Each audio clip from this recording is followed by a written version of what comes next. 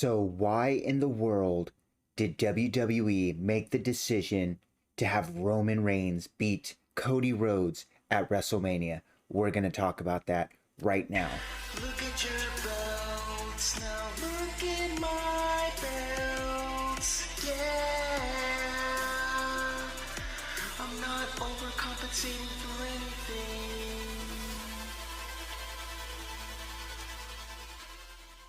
So it's been a few hours and WrestleMania is done and over with, and spoiler alert, Roman Reigns is still the WWE undisputed Universal Champion. And as you can see right here, very heartbreaking moment. I think the majority of us were shocked that Cody Rhodes did not win the championship. It just seemed like everything fell into place with this storyline, right?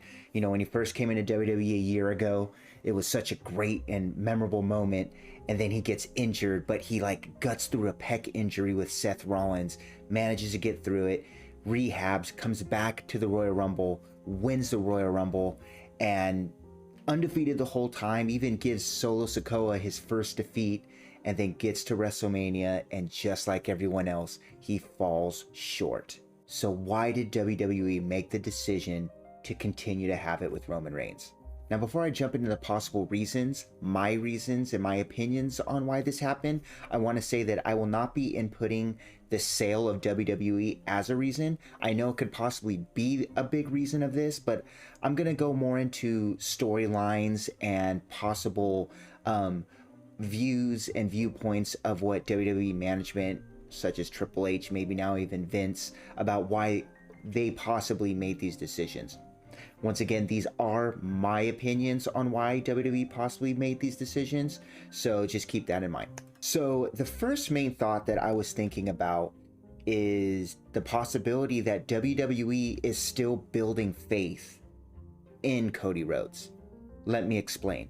So when you look at the big picture, Cody Rhodes gets brought into WWE and Seth Rollins puts him over 3 times actually, and then Cody gets injured.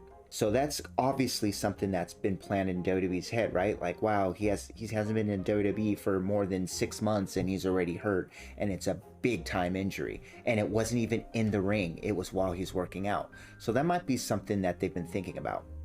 The second big reason is just the whole aspect of Cody being a part of AEW. And I know him coming to WWE is a big moment, but you just gotta look at the big picture here. Now, we don't know what Cody Rhodes' contract is. However, we do know that most contracts are anywhere between a 3 to a 5 year. Cody Rhodes has actually already technically been in WWE for a year. So if it's a 3-year contract, he's only here for a year. He's only been here for a year. Now let's look at it in the business perspective. Let's say Cody Rhodes defeated Roman Reigns. He becomes champion, stays champion and stays in the WWE for like a year or two, and then when that 3-year contract ends, Cody Rhodes somehow jumps back to AEW and gets to boast and tout about how he was the one that beat Roman Reigns. Now obviously, if he's been treated really well in the WWE and he's getting paid really well, he's going to want to stay there, especially if he becomes a champion and becomes a main eventer. But in reality, I still think WWE is playing it safe. They don't want someone who beats Roman Reigns, the biggest star in professional wrestling right now, to jump to AEW, because obviously it's competition and WWE doesn't want that. So what WWE might possibly be doing is they go, listen, you came back from injury. We gave you the Royal Rumble win, which is something that no one in your family has done.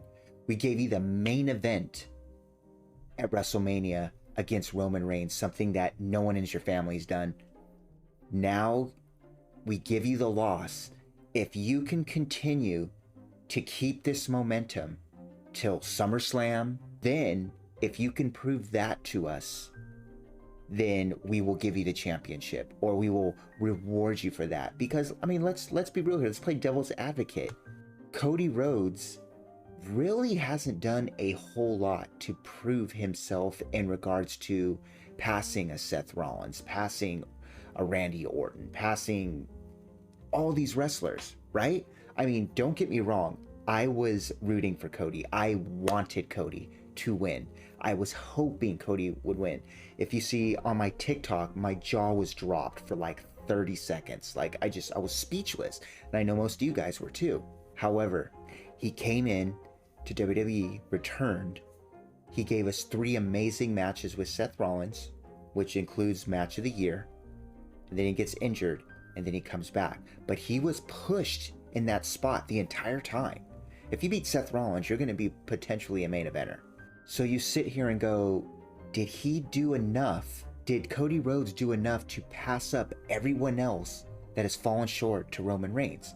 Now, if you look at the timing, if you look at the story, if you look at the work rate in the ring, you can arguably say yes. And the storyline with him and Dusty and finishing the story, that is definitely something that can be considered right place, right time, right person to beat Roman Reigns.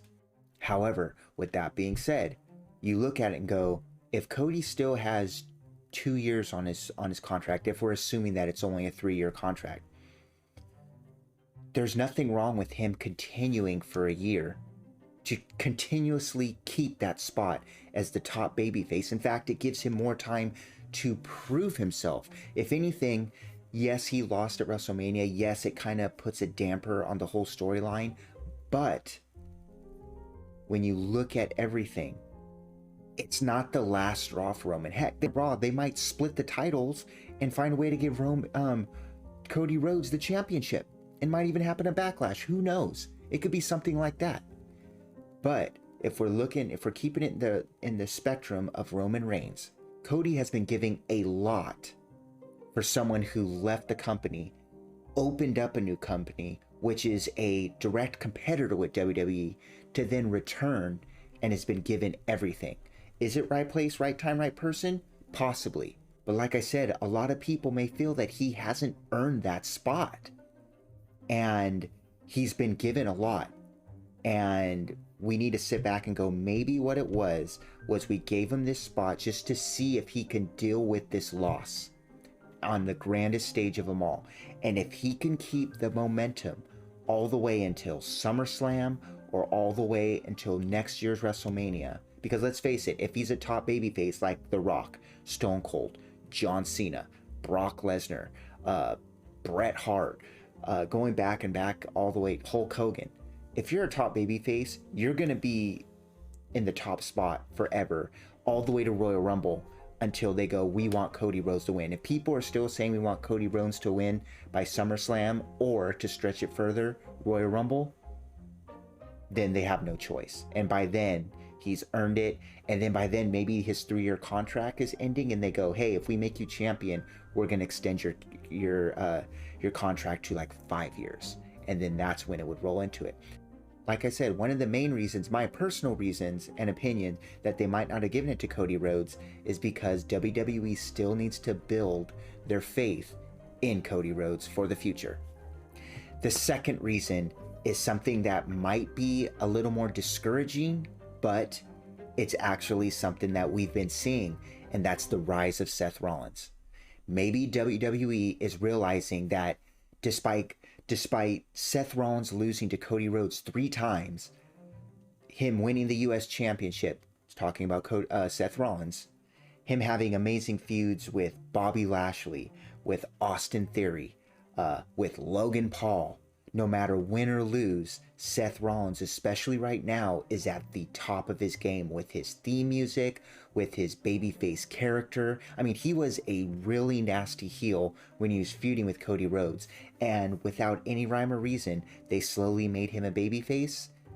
And now he's arguably the biggest babyface alongside Cody Rhodes. So never know. WWE might be going, you know what? Seth Rollins is a homegrown dude. We know Seth Rollins isn't going to go anywhere. Why not give Seth Rollins that rub? Maybe they realized that Cody Rhodes, as great as he is, and I still feel he's going to finish the story in some form of fashion, maybe when it's regards to Roman Reigns, they're going, maybe Seth Rollins is the guy that needs to beat Roman Reigns. That is a big possibility, and personally for me, I'm kind of leaning that way. No disrespect to Cody, but that might be it.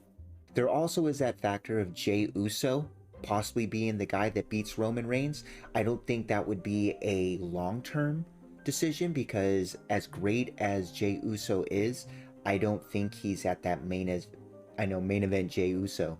I don't think when it comes to Roman, when it comes to Cody, when it comes to Seth, even other main eventers like Drew McIntyre, like, I don't know if he'd be able to be believable to get to that point, but I could be wrong, and I'd love if I was wrong. I'm going to throw something out of left field here, guys, but someone that I've always touted that is someone that is a believable, popular main eventer that can beat Roman Reigns is Randy Orton. Now, I know Randy Orton's been injured for a while. However, Randy Orton is on his way coming back. And I feel when it comes to believability, when it comes to everything that embodies a top babyface or a believable babyface to beat Roman, I can easily see that as Randy Orton. We obviously saw someone like Brock Lesnar, who is already an established wrestler as a main event wrestler, who really didn't need to beat The Undertaker and break the streak. They still ask the question of, if it's not Brock, then who could it be? Why can't we apply this to Roman Reigns? If it's not Cody, if it's not Seth, who could it be? Randy Orton. That's just my little left field throw, but that is a possibility as well.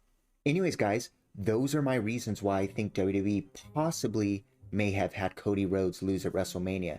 If you guys agree with me, let me know in the comments. If you don't, let me know in the comments.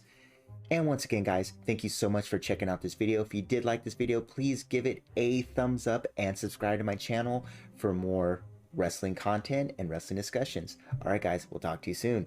See you on Monday night.